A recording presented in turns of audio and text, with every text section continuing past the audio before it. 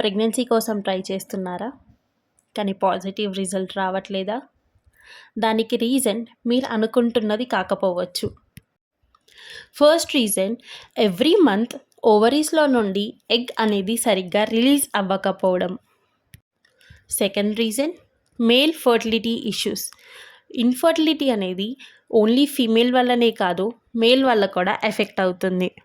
Third reason, stress or నిద్ర అనేది సరిగ్గా ఉండకపోవడం.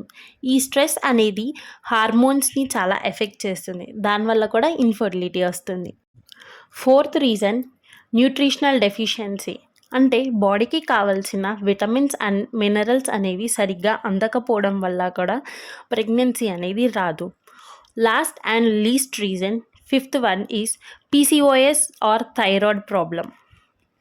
పీసీఓఎస్ లేదా థైరాయిడ్ ఉండడం వల్ల కూడా చాలా హార్మోనల్ ఇష్యూస్ అనేవి వస్తాయి, దానివల్ల కూడా ప్రెగ్నెన్సీ అనేది రాదు.